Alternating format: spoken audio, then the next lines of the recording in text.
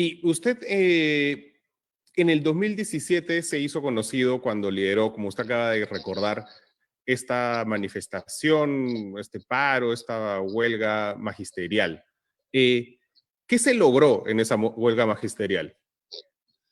Bueno, lo primero, la crisis de la educación peruana, ¿no? Se ha destapado todo el problema de cómo es que el Estado ha abandonado al pueblo y no le reconoce a la educación como un derecho. Sí, mi pregunta concreta es, ¿qué se logró en esa huelga?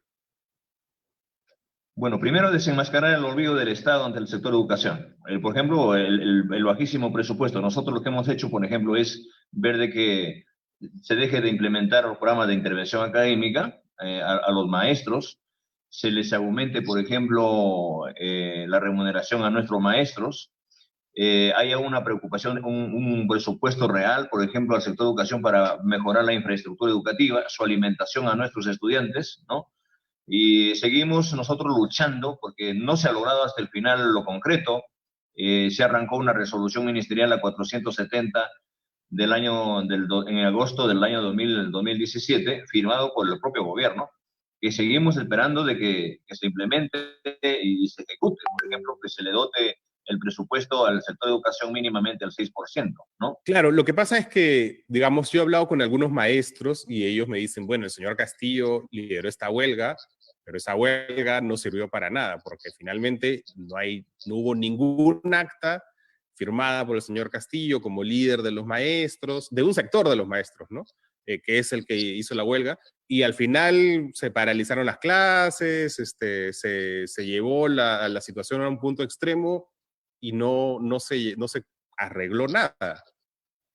Lo que pasa es que nosotros, en diferencia a Patria Roja, que conviven, se han casado civil y religioso con la corrupción, con diferentes gobiernos, y esperaban que saquemos un documento diciéndole que regresa a tu aula, regresa a trabajar, y ahí vamos a seguir conversando, vamos a seguir llevando tu plataforma de lucha.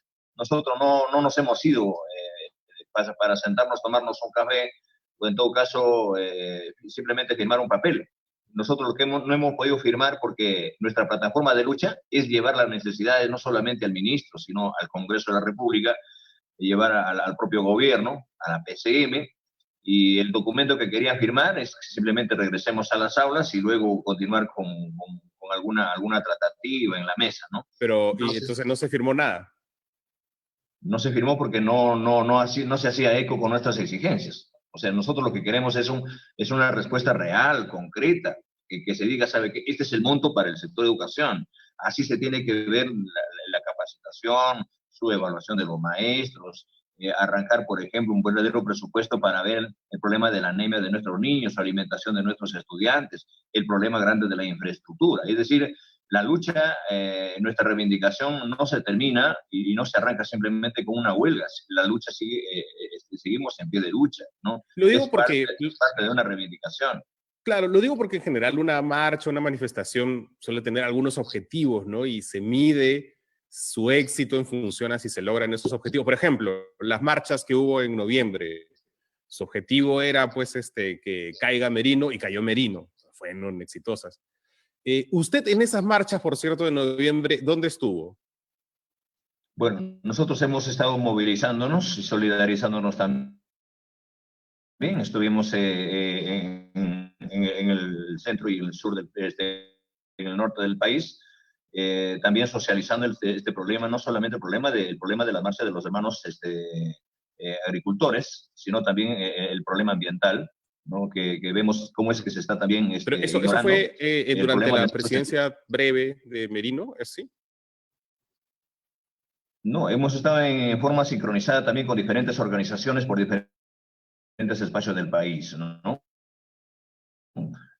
Con nuestros dirigentes, con organizaciones sindicales, populares, ¿no? Y también con nuestros estudiantes también. Yo sigo al frente de mi institución educativa, ¿no? Trabajando con esta fracasada estrategia de aprendo en casa, el trabajo remoto, ¿no? Pero mi pregunta es, digamos, su postura frente a la vacancia. ¿Usted protestó contra esta situación? A ver, nosotros tenemos claras las cosas. ¿no? Alguno dice, ¿estás de acuerdo con la vacancia? No, la vacancia fue un golpe de Estado. Nosotros como pueblo vemos de que cuando los de arriba, que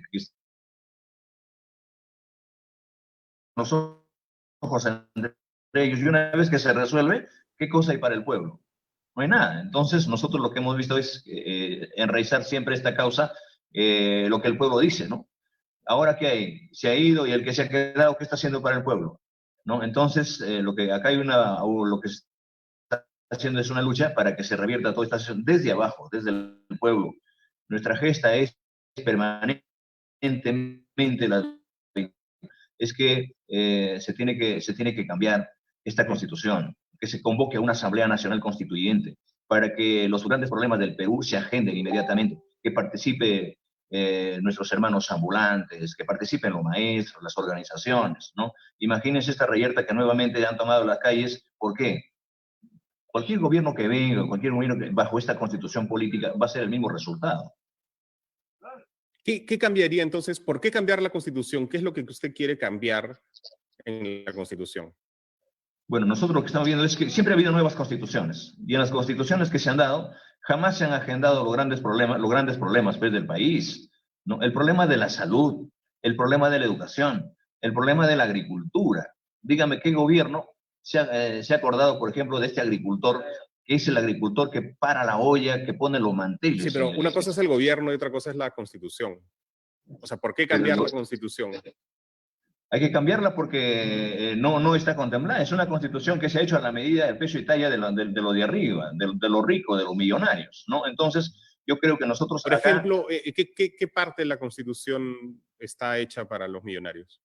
bueno, a ver, primeramente, por ejemplo, en el artículo 62, bajo los contratos leyes, que estructura, por ejemplo, de que el gobierno se sienta con las grandes transnacionales, las grandes empresas, ¿no? Y si lo hace así, inconsultamente, por ejemplo, con las grandes mayorías, ¿no? Cuando esta constitución se ha hecho pensando en que hay que darle beneficio, por ejemplo, a estas empresas, y el pueblo es el perjudicado. Entonces, esta nueva constitución, la primera constitución del pueblo que se tiene que gestar, se tiene que hacer con participación abierta a través de una Asamblea Nacional Constituyente. Que en esta Asamblea Nacional Constituyente tenga sus representantes y se lleve a la Constitución, por ejemplo, el clamor del sector salud, de nuestros agricultores, de los ambulantes, de los trabajadores, de los desempleados, ¿no? Ajá, pero eso, o sea, ¿en qué cambiaría la situación? Digamos, ¿qué se pone en la Constitución para cambiar la situación de los maestros o los desempleados? ¿Qué es lo que uno pone en la Constitución para cambiar su vida? Bueno, la que la tiene que poner es llevar sus grandes necesidades, sus grandes exigencias, cada uno de los sectores, a esta Asamblea Nacional Constituyente. Y sea la Asamblea Nacional Constituyente totalmente representativa de sus propias organizaciones, de los de abajo, de los del pueblo. Entonces, que esto se geste y se vea plasmado. No se trata de poner muchísima letra, muchísimos guiones. Yo creo que concretamente se tiene que hacer en función a las grandes necesidades del país, no que tengan espacio concreto, por ejemplo, nuestras empresas nacionales, los microempresarios, la juventud, ¿no? Plantear, por ejemplo, de que la educación ya deje de ser un servicio, sino que sea un derecho, igualmente la salud, que se contemple, por ejemplo, cómo no retribuir y no estructurar, por ejemplo, que la grande necesidad del país para solventar, para salir del hambre y de la miseria, se tiene que priorizar la agricultura en el Perú. Claro, pero la salud y la educación en la Constitución actual son derechos. En la práctica no. Claro, por eso le digo, o sea, si usted quiere cambiar la Constitución, se puede poner muchas cosas, pero eso cómo se traduce en la realidad. Por eso ya... Digamos que en la Constitución actual ya pasa eso, ¿no? Sí, pero desgraciadamente contemplan un derecho, pero en la práctica no se da. O sea, lo que se tiene que hacer, si se contempla, usted entenderá, por ejemplo, que en la Constitución política, en el canto a la educación, no lo contempla como un derecho, la contempla como un servicio esencial. Así lo No, dice, así lo pero dice un derecho de la educación, está ahí la no, educación, el no. artículo 2 de la Constitución. No, la está contemplando simplemente como un derecho, un derecho esencial, no la contempla como, perdón, como un servicio, no la contempla como un derecho. Por eso es que nosotros, y la misma Ley General de Educación también la contempla, igual. No lo está contemplando como un derecho. Por eso es que hoy en día se cacholea, se trafica pues, con la educación, ¿no? Por ejemplo, este problema de esta línea entre educación privada, educación pública. Pues Claro. un claro concreto, mi estimado, un ejemplo concreto, mi estimado Marco. Yo, por ejemplo, yo matriculo en el primer grado 20 estudiantes. Estos 20 estudiantes no terminan la primaria, terminan un promedio de 16 alumnos. De los 16 alumnos, los 16 pasan a secundaria, pero los 16 tampoco terminan. 13 alumnos terminan, 13 o 12 alumnos. De esos 12 alumnos ingresan, por ejemplo, van o 4 o 5 estudiantes a la academia, y de estos 5 que van a la academia pueden ingresar 2 o 3 a la universidad. De estos 2 que van a la universidad, uno de 20 alumnos que tuve, sale un estudiante con su título en la mano, un título que le da el Estado a nombre de la nación, y sale a mendigar un trabajo, ¿no? De un alumno que tuve, de los 20 que tuve, tan solo un alumno.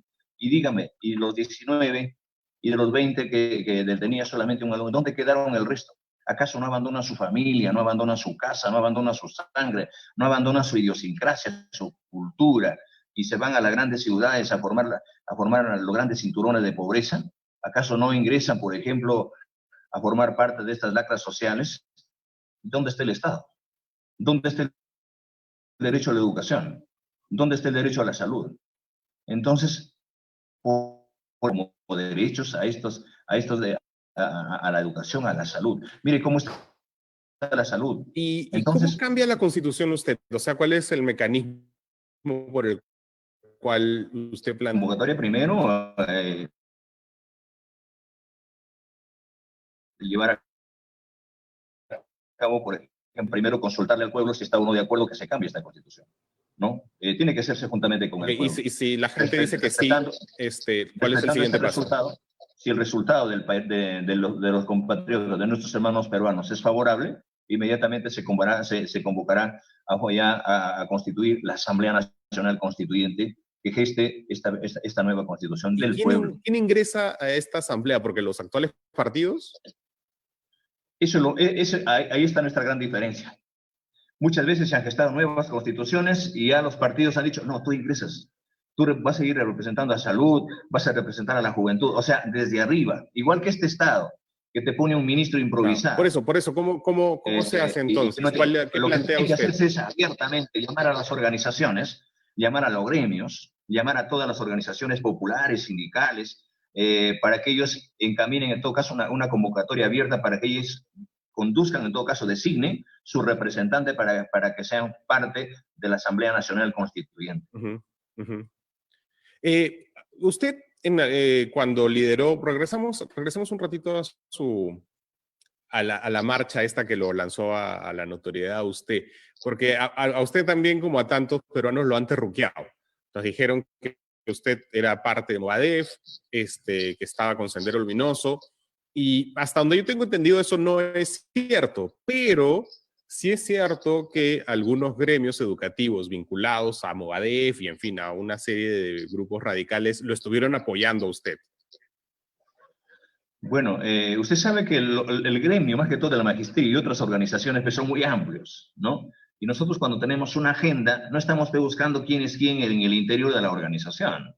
Y si es que lo hay o lo hubiera, para eso pues está la autoridad, para eso está el Estado, ¿no? Entonces, siempre nos han hecho eso. Por ejemplo, cada vez que nosotros hemos salido, no, es extremista, su plataforma de lucha es incongruente con lo del gobierno, con el lineamiento del mismo Estado. Entonces, siempre van a haber estos ¿Pero casos. usted Van no a le haber hace algo. ascos a nadie, entonces usted acepta la ayuda de básicamente quien sea? No, no, no, no, no. Tampoco. Nosotros acá deslindamos abiertamente, no con algunas facciones de carácter extremistas y radicales, porque nosotros como maestros, más que todo, creemos que el Perú se tiene que encaminar en el marco de la democracia, educándola a nuestra juventud, educándola a la sociedad, educándolo, por ejemplo, a nuestras futuras generaciones, respetando, por ejemplo, los usos y costumbres de cada pueblo, su cultura, Sí, su pero etnia. Entonces, específicamente, es importante de que si aprovechan algunos espacios, algunos que tienen pensamiento, en todo caso, radicales y quieren inducirse o quieren entrar a las organizaciones para querer de alguna forma quebrar este escenario, este no es el espacio. Nosotros rechazamos rotundamente, ¿no? Pero digamos que algunos podrían decir que su segundo candidato a vicepresidente, el señor Vladimir Cerrón, es un radical, ¿no? Después de todo es un señor que ha sido acusado no por la derecha, sino por otra gente de izquierda, de xenofóbico, de machista, de homofóbico, sin mencionar que ha sido condenado por algunos delitos como negociación incompatible, aprovechamiento del cargo cuando era gobernador de Junín. Bueno, como persona, yo no puedo juzgarla. Puede tener, como persona puede tener algún sentimiento, pensamiento personal, pero acá estamos... pero hace un rato, por ejemplo, cuando estábamos hablando de Movadef, usted me decía, bueno, que se encargue el Estado de ellos. El Estado, por ejemplo, se encargó de Vladimir Cerrón y lo condenó a 4 años. Y claro, ahora es su vicepresidente. Claro, pero nosotros hemos sido claros en esto. Si nosotros vemos de que también, así sea vicepresidente, empezando por mí mismo, si el Estado ve, por ejemplo, de que tenemos una tendencia de otra forma, es la sociedad la que nos tiene que juzgar, pero acá estamos hablando de que para llevar a cabo, como llevar que nos acompañe como vicepresidente, no la ha designado Pedro Castillo, la ha designado el mismo partido. Ha habido ahí todo un trabajo al cual teníamos que respetar como organización partidaria. Ahora, pero me da la impresión que usted no está muy cómodo entonces con el señor Cerrón acompañándolo.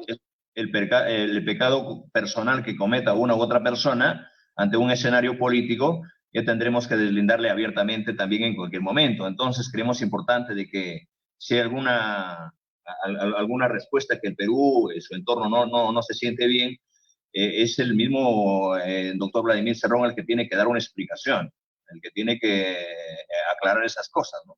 Sí, pero digamos que si usted lo está llevando como... Y ha visto cómo es la política en el Perú. Uno elige a un presidente y el segundo vicepresidente termina en el cargo porque van cayendo, los van tumbando a los que vienen antes, ¿no? Entonces, si usted llega a la presidencia, pues cabe la posibilidad de que el señor Cerrón termine de presidente. Entonces sería responsabilidad de usted, ¿no? Entonces, es llevar a alguien condenado que ya ha sido una autoridad, lo han condenado por aprovechar su cargo, pues no parece muy responsable, ¿no?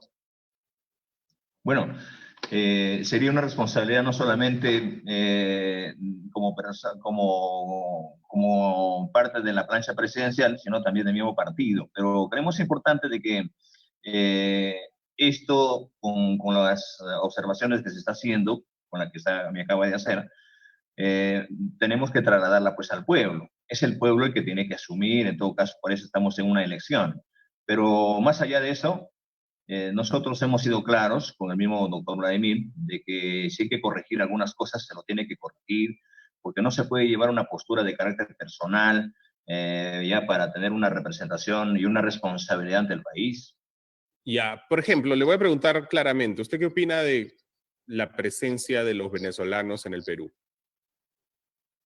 Bueno, no solamente de los venezolanos y cualquier otro compatriota, cualquier otros hermanos de otra latitud del Perú, de otra latitud del mundo, creo que no se le puede cerrar las puertas a nadie. Pero yo creo que, así como por ejemplo en la década del fujimorismo, el problema de esta coyuntura que se dio de la crisis, muchísimos compatriotas peruanos salieron fuera del Perú a buscar otras oportunidades. Yo estoy completamente de acuerdo con usted, pero ¿qué pasa si internamente el partido presiona para que haya una política xenofóbica? Y porque usted dice que está Cerrón en su plancha básicamente porque el partido así lo decidió. ¿Qué pasa si Cerrón lidera una facción del partido que impulsa una política xenofóbica? ¿Qué hace usted? No, ahí hay ciertas contradicciones, ¿no? Creo que nosotros como hermanos latinoamericanos y como compatriotas que tenemos que ver las necesidades por diferentes coyunturas, ¿no? Creemos importante de que esas cosas las tenemos que superar, ¿no? Igual, cuando nuestros hermanos salen a diferentes latitudes, a otros países, no nos gustaría que se lo trate también igual, ¿no? Completamente de acuerdo, pero mi pregunta es, ¿qué haría usted si, ya que yo le estoy entendiendo que usted me dice que básicamente está Cerrón en su plancha porque el partido lo decidió así? Muy bien. ¿Qué pasa si el partido eventualmente presiona por una política xenofóbica? ¿Usted qué va a hacer? Bueno, seríamos los primeros en corregir eso, ¿no? Ya, pero no me parece que tenga mucho peso dentro del partido, porque le han puesto a un señor con el que usted me parece entender que no está de acuerdo en mucho. A ver, parece que no nos entendemos. Yo creo que acá en lo que tenemos que deslindar es abiertamente con cosas que no estamos de acuerdo y la tenemos que corregir en su momento, ¿no? El hecho de que el partido también no nos puede poner a nosotros una camisa de fuerza, hagas esto o hágase mi voluntad. Eso no pasa por eso cuando el Perú o nuestros compatriotas no la necesitan. No es eso lo que exige el país. Entonces, primero tenemos que poner en esta mesa, en esta agenda, no intenciones o pretensiones individuales o partidarias que no estén de acuerdo que no esté en sintonía con la patria, con el país, ¿no? Yo creo que eso hay que corregirlo inmediatamente. ¿Qué piensa usted de cómo se está llevando la pandemia? ¿Cómo el actual gobierno está llevando la pandemia? Bueno, el actual gobierno es mucho decir. En general, ¿cómo se ha llevado la pandemia? Bueno, pienso de que esto es producto de que durante muchas décadas, muchos años, se ha descuidado pues a los grandes sectores, ¿no? Creo que, imagínense haber gastado millones de soles, que esos millones de soles se hubiesen destinado, por ejemplo, para tener un pueblo más educado, más ordenado, y llegar la pandemia y destinar millones de soles para darle, por ejemplo, en todo caso, en el marco, por ejemplo, de la reactivación económica, ¿quién se lo ha dado? Por ejemplo, a las farmacias, cuando la farmacia te vendía un ibuprofeno que costaba 30 céntimos, 50 céntimos, y se ha vendido a 12, 15 soles, y encima el Estado le ha dado, por ejemplo, hay que reactivar la economía, cuando debería asumirse con responsabilidad, por ejemplo, estos grandes sectores. Y acá, imagínense, con esto que hemos aprendido mucho, y el Estado tiene que entender que nosotros los compatriotas, los peruanos, no se puede despilfarrar dinero en otras cosas. No estamos libres, por ejemplo, de acá 30, 40 años se puede venir enfermedades y pandemias mucho más peores, y si no invertimos en la educación, no invertimos en la salud para que nuestra población esté preparada, ¿cómo contrarrestar esto? Vamos a llegar a situaciones más paupérrimas, más tristes. Entonces, quieras o no, hay cierta responsabilidad del Estado en su conjunto, de los gobiernos que han venido pues dando pero de la forma como se ha venido tratando, se ha venido simplemente a través desde arriba, pero no faltaba organizarlo un poco más al pueblo, hacer una convocatoria abierta, por ejemplo, a la clase médica, y que se hubiese formado comandos reales, objetivos, en cada pueblito, en cada rincón del país para contrarrestar todo esto. Y por el ¿Usted hecho de que, por cómo, ejemplo, no seamos un pueblo totalmente educado, ha habido una respuesta de la población, de la juventud, para ir a buscar un pan en plena pandemia, y lo primero que se ha encontrado es volver y regresar y ya no regresó a su domicilio, sino ya estaba pues dentro de una bolsa negra. Entonces creemos importante que haya una deuda inmensa, ¿no? Para retribuir legalmente a los derechos constitucionales, que es la salud y la educación. Un pueblo cuando es más educado se previene mejor, se alimenta mejor, su sistema inmunológico está en mejores condiciones para contrarrestar no solamente una pandemia. Entonces pasa por ahí, y yo quisiera decir de que gracias a esta pandemia ha desnudado de cuerpo entero la crisis política en el Perú al Estado, ¿no? A un Estado que es sordo, mudo y ciego, ¿no? Pero simplemente piensa que con el dinero va a solucionar todo. Hay que ganar dinero, hay que obtener del erario nacional, hay que hacer préstamos internacionales, y que con eso se va a solucionar, cuando no hay verdaderamente, se tiene que encaminar, por ejemplo, respetando. El Estado no puede estar solamente para ayudar momentáneamente, el Estado tiene que educarle al pueblo, tiene que cultivar a la y sociedad. usted en particular, cómo va a plantear su campaña para proteger a la gente, tratar de evitar una segunda ola? ¿Ha Bueno, lo que hay que pensado hacer cómo va a es, ser sus mítines? ¿Cómo va a plantear su campaña? bueno, lo que tiene que hacer es respetando los protocolos primeramente, ¿no? Llamar a la población a reflexionar. No se trata de una sola persona, se trata de un comando nacional de campaña simplemente. Lo que hay que hacer es organizarnos en todos los rincones del país. Yo aquí hago un llamado, por ejemplo, a los grandes profesionales del país, al cuerpo médico, a nuestros hermanos reservistas, a nuestros maestros, a nuestras organizaciones sindicales populares, que primero es la salud, primero tenemos que garantizar la vida y la salud de Sí, nuestros pero compatriotas. usted cómo ha pensado cómo va a proteger a la gente, a sus simpatizantes de contagios para que no se aglomeren. ¿Usted tiene claro qué medidas va a tomar? Claro, lo que tenemos que hacer es que, primeramente, cumplir con los protocolos de salubridad, ¿no? Ujú. A veces, por un pueblo que tenemos que no entiende, cuando venga un candidato, venga lo otro, lo primero que ver la población que se aglutina, que se aglomera, pero yo quisiera aprovechar este espacio también para que en el marco por prevenir, o en todo caso por cautelar nuestra salud y la vida primero, habrá que ser respetuosos de estos protocolos, ¿no? Ujú. La higiene personal, el distanciamiento y todo lo que en este momento podemos contribuir también como organización, no solamente esperando al Estado, al gobierno, sino retribuyendo desde abajo, ¿no?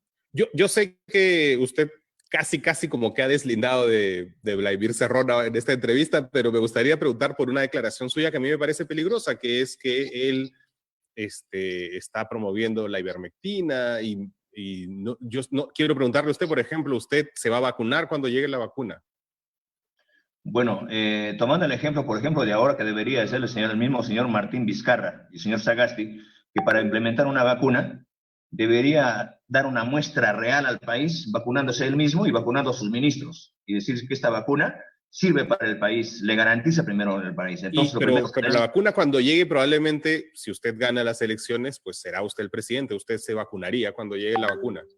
claro, lo primero que tengo que hacer como gobierno es garantizar que esta vacuna sea una vacuna, pues, donde se le va a salvar la vida y va a prevenir a los compatriotas. Primero tengo que ver qué es lo que voy a inyectar a mi cuerpo. Se va a garantizar una salud, va a garantizar una verdadera vida, una verdadera salud. Pero no me voy a vacunar solamente porque aquí está la vacuna y vacúnate, ¿no?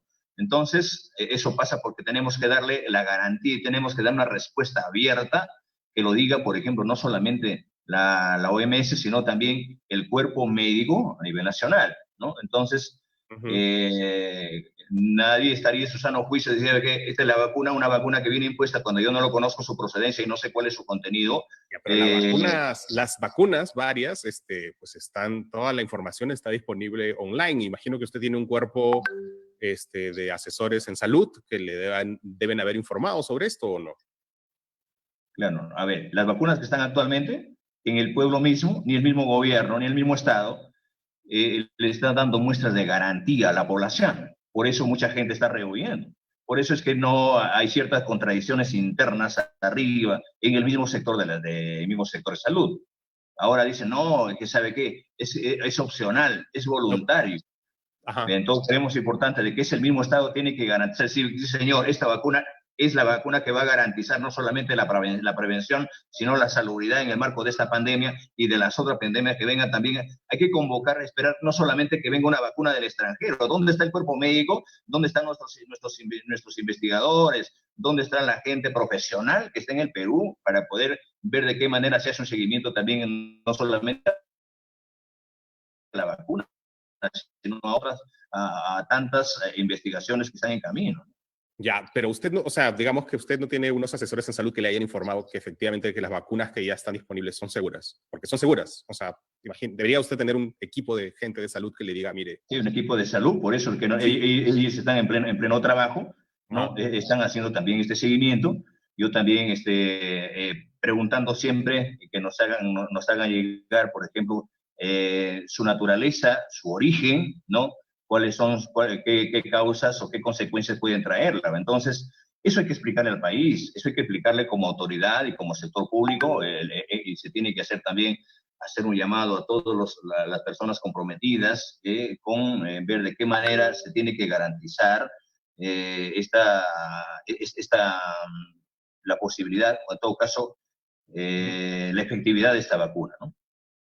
Yo le preguntaba porque el señor Cerrón no solamente ha promocionado en algún momento la ivermectina, sino un medicamento que al parecer se estuvo usando en Cuba muy breve tiempo y en realidad no funcionó muy bien, que era el interferón. ¿Usted, su cuerpo de asesores médicos, le ha informado de algunas cosas? ¿Qué piensa usted del tratamiento que se está llevando ahora mismo en el Estado peruano sobre el COVID? A ver, yo tengo claro una cosa. Ujú. Usted entenderá, por ejemplo, de que el gran porcentaje de fallecidos en el Perú en la pandemia fueron los que salieron de los hospitales, los que se fueron a los hospitales y salieron. Y la gran mayoría de personas que inclusive estuvieron, por ejemplo, en su domicilio, optaron por otras alternativas, caseras incluso, se han salvado la vida. Entonces creo que es importante de que no solamente el problema de la ivermectina, sino el problema casero, por ejemplo, que hay personas que dicen, ¿sabe qué? Tómate esto, hay que ingerir esto, hay que comer lo otro, hay que prevenir esto. Nuestro país es rico no solamente en alimentación, sino también en plantas medicinales. Mire Pero, cómo, mire, señor Castillo, usted me está diciendo que los que se curaron fueron los que se automedicaron. dígame en todo caso, en qué rincón del país la gente no se automedicó. Sí, Muchísimas. por eso el Perú es el país con mayor mortalidad del mundo. ¿Por qué? Porque no se ha garantizado.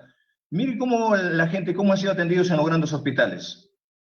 Los cientos y los miles de compatriotas que han salido de sus bolsas negras, han salido de sus propios domicilios o han salido de los hospitales. En las casas también se moría la gente, señor Castillo. Pero ya cuando volvían de los hospitales, cuando el mismo ya se colapsó, la gente dijo no hay espacio en los hospitales, se iban y traían, y mire cómo el Estado parado en la misma esquina, antes de la pandemia, cuánto costaba, por ejemplo, un balón de oxígeno y cuánto tenía que invertir esta persona, y muchas veces tenía que ver de qué manera salva la vida, aunque automedicándose incluso, que se han salvado la vida a muchísimas personas. Solo quiero entenderlo bien, quiero entenderlo bien. ¿Usted me está diciendo que en los hospitales se estaba matando a la gente o se aplicó un tratamiento que mató gente? No, a ver, yo lo que estoy diciendo claramente es que el Estado no estuvo preparado y no equipó bien, no preveó bien, no la trató bien, ¿me entiende? Olvidó muchísimo a la gente, los abandonó a la gente en los hospitales, ¿no? Y lo ha abandonado tanto que hasta el mismo cuerpo médico pues ha perdido nuestros compatriotas, doctores, médicos, enfermeros, ¿no? Entonces, miles de compatriotas que optaron. Cuando yo veo que en los hospitales yo llevo para salvarle la vida a un hermano, a mi padre, a mi hermano, y no la están atendiendo y veo que en vez de sanarla salen en sus bolsas negras, ¿qué optaron los compatriotas? Lo trato en mi casa, no sé qué hago, alquilo, toco la puerta de una caja, saco un préstamo, le auxilio, o sea, y con esos préstamos me compro en miles de soles, por ejemplo, un balón de oxígeno, y con eso se han salvado. Entonces queremos, ¿y dónde estaba el Estado? Entonces, yo creo que acá falta ordenarnos por donde se lo mire. El Estado tiene que estar trabajando en sintonía con su cuerpo profesional, llamando a las organizaciones, no solamente la situación de prevención, de inmunidad, sino también tiene que haber una responsabilidad compartida como Estado, como gobierno, como sociedad. Tengo preguntas ya de nuestros espectadores. A Roberto Chinelli pregunta por qué está usted en desacuerdo con la reforma magisterial. El Perú ha tenido, el Estado, el gobierno central, los gobiernos de turno, han implementado 17 reformas magisteriales en el Perú. Y las 17 reformas educativas se han caído al tacho de basura. ¿Sabe usted por qué? Porque son reformas que no se hacen con la población. Nos ponen un gobierno que pone ministro de educación, ministros totalmente improvisados, que no conocen el sector, más están pensando cuánto va a llevarse, 30.000, 35.000 soles mensuales. Miren, un ministro de educación que gana 428.000 soles al año, y con eso tranquilamente se puede contratar siquiera 20 maestros en el último rincón del país. Y lo que queremos, estamos en desacuerdo, porque primero estas reformas tienen que hacerse de abajo hacia arriba, no del pupitre hacia abajo, no desde arriba hacia abajo. En estas reformas educativas, para que no choquen la práctica, para que no choquen la realidad en el mismo contexto educativo, tiene que ser con la participación del padre de familia, de los estudiantes, del espacio de los mismos maestros, ¿no? Totalmente en contra de esta reforma. Pero no me está diciendo por qué está en desacuerdo con esta reforma específicamente. Porque no está en sintonía con la población, porque esta reforma educativa, esta reforma magisterial, debería primero priorizar en qué situación están los maestros. Hay muchísimos maestros que se los ha abandonado el mismo Estado. Mire, una pregunta no solamente económicamente, profesionalmente. Al maestro Al maestro, por ejemplo, se lo ha castrado pedagógicamente. Estos cursos importantes, como la filosofía, la economía política, la propia educación cívica, que se los ha sacado ¿para qué? Para tenerlo hipnotizado, ignorante, discúlpame el término, para tenerlo idiota al pueblo. Entonces, creemos importante que ahora, por ejemplo, tocarla de la mano, felicitarle a un estudiante, decirle, ¿sabes qué? Bien, hijo, que la puede dar. En esta misma ley le puede contemplar, por ejemplo, dice que al maestro le puede decir, es un tocamiento indebido. Entonces, todas esas cosas se tienen que hacer desde abajo. El problema del gran presupuesto del sector de educación es un problema que nosotros seguimos batallando, y seamos o no candidatos, seamos o no presidentes, tenemos que seguir batallando para que la educación siga siendo un derecho. Los maestros siempre han dicho, queremos una evaluación, pero una evaluación de acuerdo a la realidad de la escuela. No puede ser una evaluación que le evalúes al maestro y digas, ¿sabe qué? Que por este vamos a echarle a la calle. Esta reforma educativa llevó a miles de maestros a la calle, 48,000 maestros a la calle. En ningún rincón del mundo se ha implementado una reforma educativa que primero al maestro la tienes que degradar. 5 años, 10 años, 15, 20 años de servicio. Pero este Congreso ya reincorporó a varios de esos, ¿ah? Por presión. No lo ha hecho por la voluntad, por el mismo gobierno. Sí. Ni siquiera el Congreso. ¿Usted está de acuerdo con esa reincorporación? Siempre han habido comisiones de educación del Parlamento que ni siquiera sabe cómo está el sistema educativo en el Perú. Siempre ha tenido por presión. Entonces, eso, lo que acá también estamos viendo, que el Congreso que ingrese, el próximo Congreso, tiene que ser un Congreso que no resulte siendo un fantoche, ¿no? Entonces, miren el Congreso lo que ha hecho. Y ahora en el Perú están agendando los problemas, no lo que dice sus proyectitos de ley, no lo que dicen los partidos, sino lo que dice la calle. ¿Por qué? Porque son exigencias vivas del pueblo. Sí. De cada 10 estudiantes, mi estimado Marco, de cada 10 estudiantes, encontramos, por ejemplo, de 4 o 5 estudiantes están con anemia, están en el umbral de la pobreza. El propio INDECI te dice que de cada 10 escuelas, 7 escuelas están a punto de ir al piso, de caerse, no hay presencia del Estado. En mi propia escuelita, en Puña, donde yo trabajo, esta escuela está rajada de punta a punta. Acá no hay presencia del Estado, la hemos construido nosotros, haciendo nuestros adobes, haciendo una colaboración, una chanchita para comprarse el techo de la calamina, ¿no? Con la colaboración de nuestros propios alumnos haciendo el adobe, cargando la paja, haciendo entonces, toda esta cosa para hacer nuestros adobecitos, cargando la madera. ¿Dónde está el Estado? Y cuando el profesor contribuye, trabaja con la comunidad, oye, te evalúan y te dicen, ¿sabes qué? Tú no sirves para esto, así es que te vas a la calle a cambio de nada. Entonces, por eso es que tenemos un Estado que tiene que reconocer primero la educación como un derecho y conducir y declarar como un derecho. Tiene que decir no solamente dotarle de buenos materiales a los maestros, tener un maestro capacitado, bien remunerado, motivado. ¿Pero con eso se va a solucionar la educación? No. Sobre eso tengo una pregunta más del público.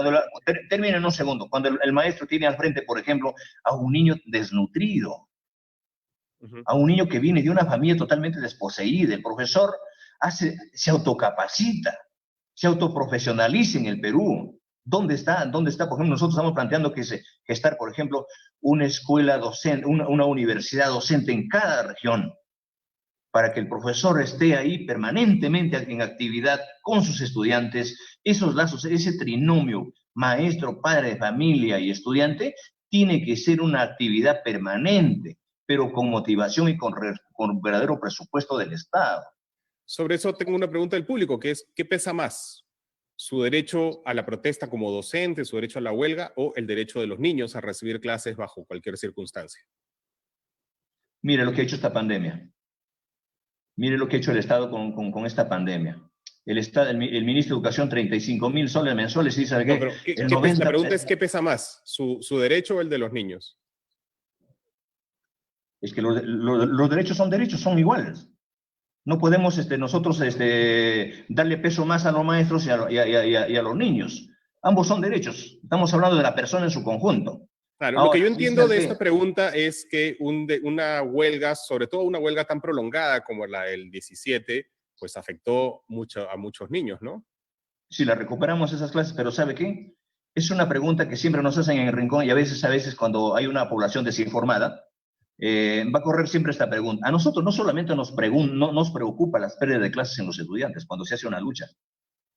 Nos preocupa que nuestras propias hijas, nuestras propias niñas, nuestros propios estudiantes abandonen su tierra después que terminen la primaria y la secundaria y se vayan, estas niñas que tienen 12, 15 años y se vayan a prostituirse a las grandes ciudades. Nos preocupa que estos jóvenes que terminan la secundaria se vayan a estar vendiendo discos baratos, discos piratas en las grandes ciudades. Que jóvenes que abandonan no solamente su tierra, no solamente se van a las grandes ciudades, sino abandonan su país, agarran una botella de agua y cruzan los grandes desiertos a buscar otras oportunidades en otro país. Eso nos preocupa. Nos preocupa que no haya una patria que los cobije, mi estimado Marco. Una pregunta de Angélica Sarquín. ¿Qué espacios considera sus principales aliados? ¿Qué organizaciones les gustaría convocar o qué organizaciones ya ha convocado? Bueno,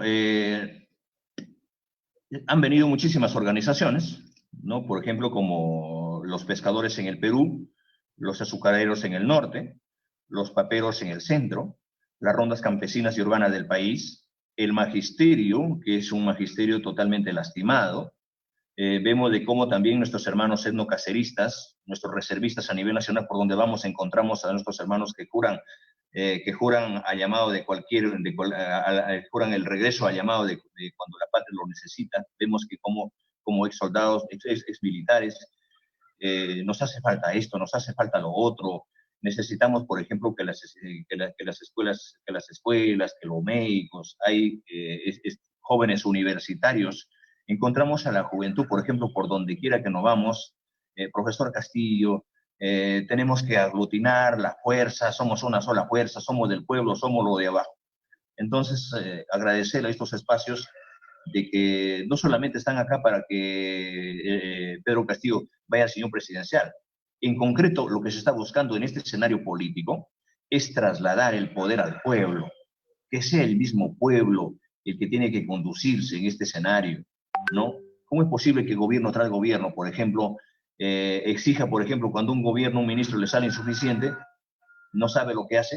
Y por ejemplo, nosotros estamos planteando, en el caso concreto, por ejemplo, cuando vengo yo de este sector del magisterio, es el mismo magisterio el que decide, por ejemplo, el propio ministro de Educación, que los médicos designen a su ministro de Salud, que los agricultores designen, es decir, es el pueblo. ¿Eso en qué lugar del mundo sucede?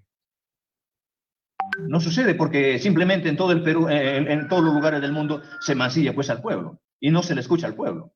Entonces, ¿no cree usted que... Si no sucede es porque no es una forma viable pues de gobernar, ¿no? Sí, por eso es que han hecho constituciones pues, a su antojo, a su medida, a su peso y tallo de las grandes... Claro, pero por ejemplo, yo le pregunto, porque digamos que no vamos a inventar la pólvora, ¿no? ¿Qué modelo de gobierno le gusta? ¿Qué país le gustaría imitar? No hay ningún modelo. Acá lo que tenemos los peruanos tenemos la plena capacidad de conducirnos. Pero vamos a inventar la pólvora. Es que no estamos inventando la pólvora. ¿No? Dígame, ¿es difícil que los maestros designen a un ministro? Pues sí, porque hay una serie de regulaciones y, digamos, conflictos de intereses. Por eso, pues, echa la ley, echa la trampa. Nosotros tenemos que trabajar en función al pueblo, porque ¿a quién vamos a gobernar?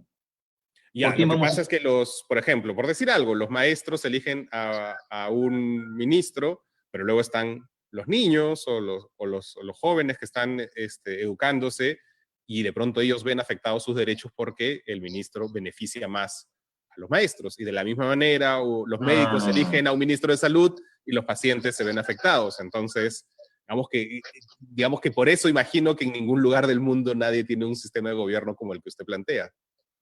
A ver, el hecho de designar, por ejemplo, que los maestros designen no solamente para retribuir los derechos de los maestros, porque como maestro estamos hablando de la integridad de un maestro, y el maestro no puede abandonar al estudiante, no puede abandonar a los padres de familia, pues en su conjunto. Tiene que ser un maestro que encarne la problemática en su conjunto y que esté en la capacidad resolutiva de la gran problemática del sector, ¿no? Le preguntaba qué modelo de país, porque, y disculpe que insiste, pero bueno, el señor Cerrón no solamente es su candidato a vicepresidente, sino también es el fundador del partido suyo. Entonces, digamos que imagino que es una presencia importante, ¿no? Y él es un admirador confeso de Cuba, que no es un país en el que esté las cosas funcionando necesariamente muy bien, ¿no? A ver, mi estimado Marco, cuando usted construye su casa, ve, por ejemplo, que la puerta de la casa de su vecino le gusta a usted y la trae esa puerta. Y ve, por ejemplo, que el techo de su casa de otro vecino, y trae diferentes modelos y construye su casa. Yo creo que lo mejor que se haga en cualquier rincón del mundo, en cualquier país, habrá que tratar en todo caso de ver, y primero que no pase por la voluntad del gobierno, sino que hay que escucharle al pueblo. Nos gustaría, por ejemplo, que el sector salud se haga como tal, o como tal país hermano. El modelo educativo la tenemos que traer de repente trayendo de algún otro país, de alguna otra realidad, pero eso no traerla y decir, ¿sabe qué? Se hace lo que ha hecho este país, sino que sirva como referente, teniendo en cuenta, por ejemplo, lo que se tiene que ver primero, contextualizarla, hay que hacerlo de acuerdo a nuestra realidad, pero no, acá rechazamos rotundamente cualquier modelo, cualquier imposición. Basta de modelos, porque los modelos son los que nos han quebrado la unidad del pueblo y han habido ciertos privilegios y se ha discriminado enormemente al mismo pueblo, ¿no? Entonces esas cositas nosotros las tenemos claras, esas cosas, ¿no? Sí. Digamos que en la segunda vuelta llegan Marco Arana y Verónica Mendoza. ¿Por quién vota usted? ¿Perdón? En la segunda vuelta llegan Marco Arana y Verónica Mendoza. ¿Por quién vota usted? Es que no van a llegar. Pero usted tiene 0,001% de intención de voto. ¿Cómo va a ser? Eso lo dicen, pues, eso lo dicen las encuestas, las de arriba. Pero yo cuando voy al pueblo,